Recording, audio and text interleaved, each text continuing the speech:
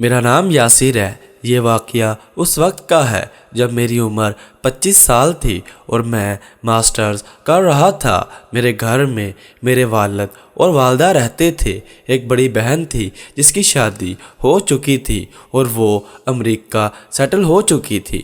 میری اماں نے ایک ماسی رکھی جو اچھی خاصی عمر کی تھی، لیکن وہ کام پر اپنے ساتھ اپنی نواسی کو لاتی تھی جس کی عمر تقریباً 15 سال تھی، لیکن اس کا جسم کسی 18 سال کی لڑکی کی طرح ہوتا تھا۔ اس ماسی کی بیٹی فوت ہو چکی تھی، جس کے بعد اس کی نواسی کی پرورش کی ذمہ داری اس پر تھی۔ خیر کچھ ہی مہینوں میں وہ ماسی اور اس کی نواسی ہمارے گھر میں ایڈجسٹ ہو گئے اور ہم نے ان دونوں پر اور ان دونوں نے ہم پر بھروسہ کرنا شروع کر دیا۔ میں تو ویسے ہی خاص طور پر شریف سا لڑکا تھا، مگر پیار کا ایسا بھوکا کہ جو بھی مل جائے چھوڑتا نہیں تھا۔ میرے گھر اور دوستوں میں کسی کو میری ان حرکتوں کا علم نہ تھا۔ میرے پاپا ایک بزنس مین تھے اور ان کا بزنس پورے پاکستان میں پھیلا ہوا تھا، جس کی وجہ سے وہ اکثر کسی نہ کسی شہر میں جاتے رہتے تھے۔ میری دادی کا گھر دوسرے شہر میں تھا۔ ایک بار ایسا ہوا کہ بابا کو اپنے بزنس کے سلسلے میں دوسرے شہر میں جانا تھا۔ اماں کا میکہ اسی شہر میں تھا۔ ابا جاتے ہوئے اماں کو بھی ساتھ لے گئے تاکہ وہ اپنے والدین اور بھائیوں سے ملاقات کر لے۔ امی ابو کا یہ دورہ تقریباً ایک ہفتہ کا تھا۔ مجھ سے بھی پوچھا گیا، لیکن اگلے دن میرا یونیورسٹی میں ٹیسٹ تھا تو میں نے کہا آپ لوگ جائیں، میں کل آ جاؤں گا۔ میری بات سن کر اماں اور ابا راضی ہو گئے۔ امی ابو تو اسی دن ہی روانہ ہو گئے تھے اور میں گھر میں اکیلا ہی رک گیا۔ ابھی صبح کا وقت تھا۔ میں ناشتہ کر کے اپنے ٹیسٹ کی تیاری کر رہا تھا کہ ماسی اور اس کی نواسی کام کرنے آ گئی۔ میں نے ماسی سے کہا امی اور ابو دوسرے شہر گئے ہیں، تمہیں پتہ ہے جو کام کرنا ہے وہ کر لو۔ اس نے مجھے کہا بے فکر ہو یاسر بیٹا، میں سب کر لوں گی۔ یہ کہہ کر وہ دونوں سب سے پہلے کچن میں برتن دھونے میں مصروف ہو گئے۔ ذرا دیر بعد ماسی کی نواسی جس کا نام اریبہ تھا وہ کام چھوڑ کر بیٹھ گئی۔ میں تھوڑی دیر اسے دیکھتا رہا، پھر ماسی سے پوچھا اریبہ کو کیا ہوا ہے؟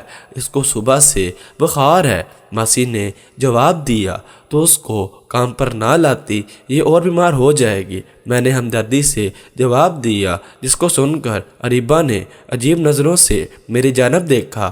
میں اکیلے کیسے اتنا سارا کام کرتی؟ ابھی اور بھی تو گھروں میں جا کر کام کرنا ہے، ماسی نے جواب دیا۔ میں اس کو دوائی لا دوں؟ میں نے ماسی سے سوال کیا۔ نہیں، ابھی گھر جا کر لے دوں گی، ماسی نے جواب دیا۔ گھر تو تم شام کو جاؤ گی؟ میں نے ماسی سے پھر سوال کیا۔ جی شام تک ہی جانا ہوگا، ماسی نے جواب دیا۔ ایسا کرو تم اپنا کام کرو، میں اریبہ کو ڈاکٹر کے پاس لے جاتا ہوں، میں نے ماسی سے کہا۔ رہنے دیں یاسر صاحب، آپ تکلیف نہ کریں، ماسی نے منع کرنے کے انداز میں مجھے کہا۔ تکلیف کیسی؟ تم لوگ اتنی خدمت کرتے ہو ہماری اور سارے گھر کا کام کرتی ہو، یہ تو ہمارا حق بنتا ہے، بس تم اپنا کام کرو، میں بھی اس کو دوائی لا دیتا ہوں۔ یہ کر کر میں نے اریبہ کو کہا جلدی چلو، ایسا نہ ہو کلینک بند ہو جائے۔ اریبہ نے ماسی کی جانب دیکھا، ماسی نے ہاں میں سر ہلا دیا۔ اریبہ میرے ساتھ چلنے کو تیار ہو گئی۔ کار میں بیٹھ کر میں نے اریبہ کی گردن پر اپنا ہاتھ لگایا اور کہا تم تو کافی تیز بخار ہے، تم کو آرام کرنا چاہیے۔ اریبہ نے کوئی جواب نہ دیا اور خاموشی سے سر جھکا لیا۔ خیر تھوڑی دیر بعد ہم دوائی لے کر واپس آ چکے تھے۔ میں نے ماسی سے کہا ڈاکٹر نے اس کو مکمل آرام کرنے کا بولا ہے، تم اس کو گھر چھوڑ کر پھر جانا اپنے دوسرے کام پر۔ ماسی نے جواب دیا صاحب گھر کیسے چھوڑ سکتی ہوں، گھر تو کافی دور ہے، اس کو ہمت کر کے خود ہی جانا ہوگا میرے ساتھ۔ ڈاکٹر نے کہا ہے اگر آرام نہ کیا تو دوا کا اثر نہیں کرے گی اور طبیعت زیادہ خراب ہو جائے گی، بہتر یہی ہے کہ اسے آرام کرنے دو، میں نے جواب دیا۔ ماسی سوچ میں پڑ گئی، پھر بولی صاحب میں اس کو گھر تو نہیں لے جا سکتی، اگر آپ کو برا نہ لگے تو میں اس کو شام تک آپ کے گھر چھوڑ دوں، میں باجی سے بات کر لوں گی۔ ماسی نے درخواست دی تو ایک دم میرے دماغ میں منصوبہ بننے لگا۔ میں نے تھوڑا سوچا، پھر کہا باجی سے بات کرنے کی ضرورت نہیں ہے، ویسے بھی وہ 1 ہفتے بعد آئیں گے، تم اس کو چھوڑ دو لیکن شام تک واپس ضرور لے جانا۔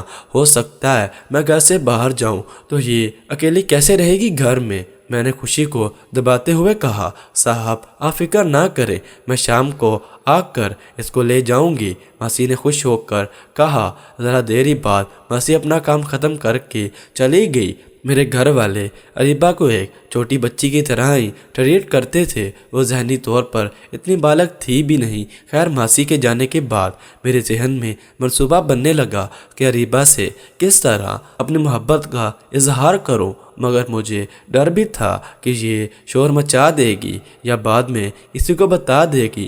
میں نے اریبہ سے سوال کیا، تم نے صبح سے کچھ کھایا ہے؟ جی تھوڑا سا کھایا تھا، اریبہ نے جواب دیا۔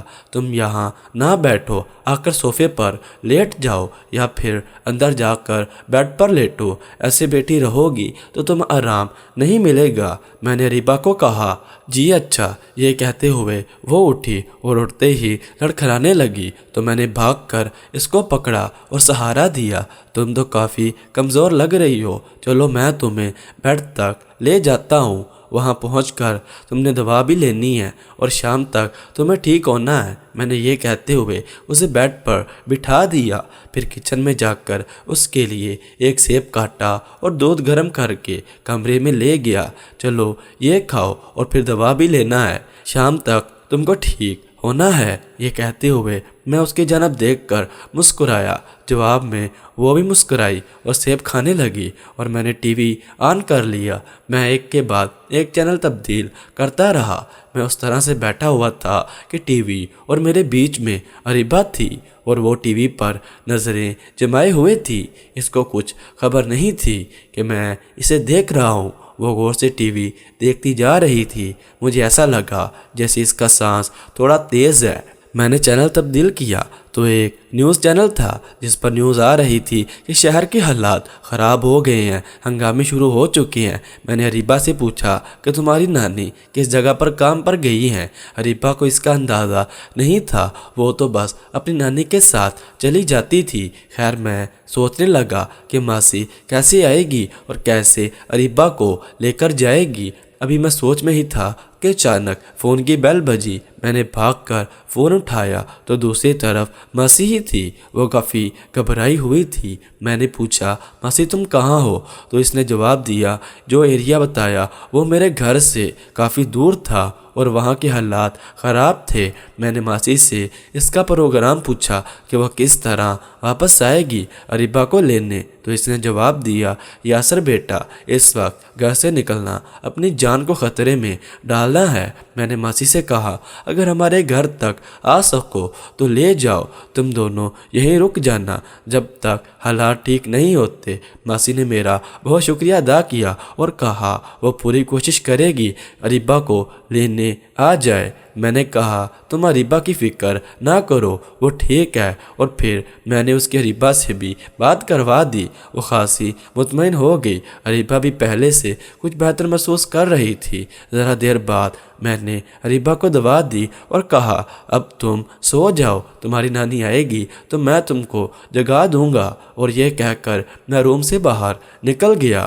مجھے کل یونیورسٹی جانا بھی مشکل لگ رہا تھا۔ ابھی میں اپنے دماغ میں پلان کر رہا تھا کہ دوست کا فون آیا اور اس نے بتایا کہ کل یونیورسٹی بند ہے کیونکہ شہر کے حالات کافی خراب ہیں۔ میں دل میں بہت خوش ہوا اور دعا کرنے لگا کہ ماسی اریبہ کو لینے نہ آ سکے۔ میں نے لاؤنج میں ٹی وی آن کیا تو پتہ چلا شہر کے حالات مزید خراب ہو گئے ہیں۔ میں بہت خوش تھا کہ اب تو اریبہ کو یہاں ہی رکنا پڑے گا۔ خیر، میں تھوڑی دیر گھر میں ادھر ادھر گھومتا رہا، پھر بھوک لگنے لگی تو میں نے کچن میں جا کر کھانا گرم کیا اور جا کے اریبہ کو دیکھا تو وہ جاگ چکی تھی۔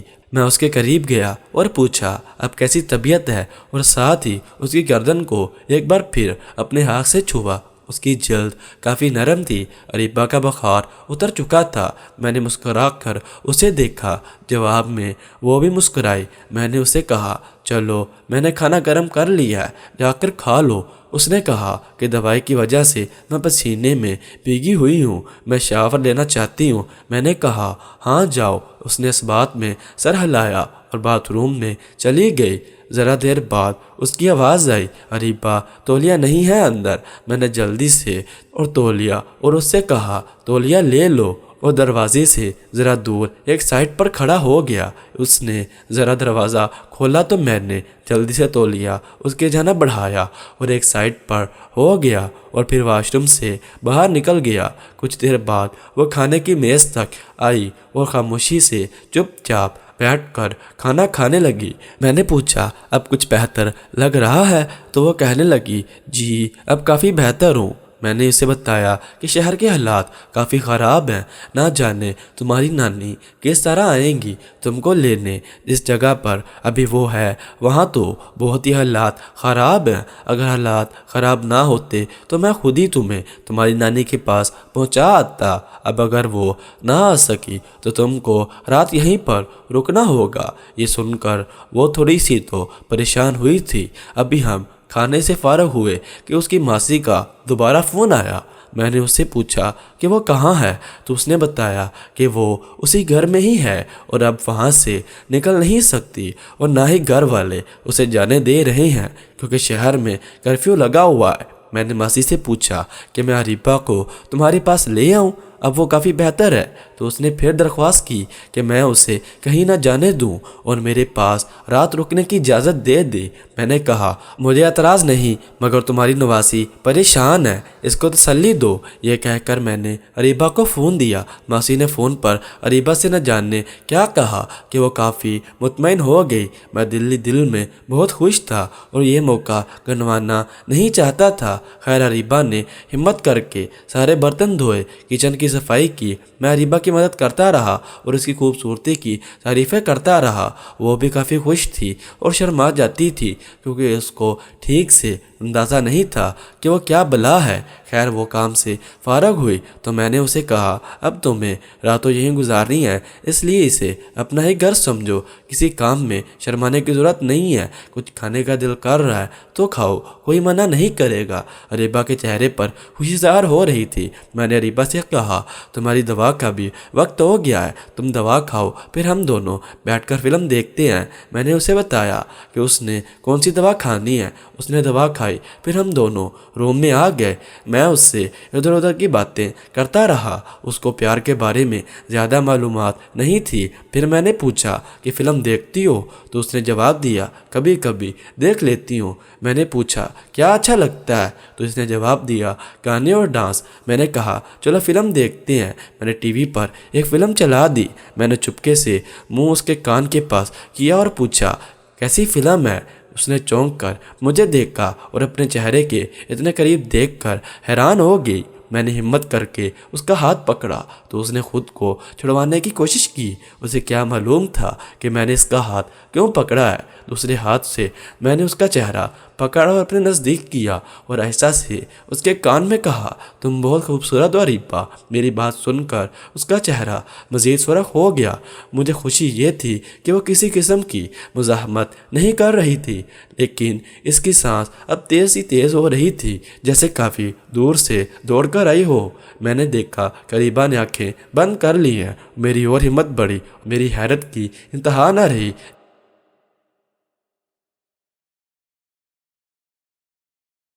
اگر آپ اس کہانی کا پارٹ 2 بھی دیکھنا چاہتے ہیں تو کمنٹس میں یس لکھیں۔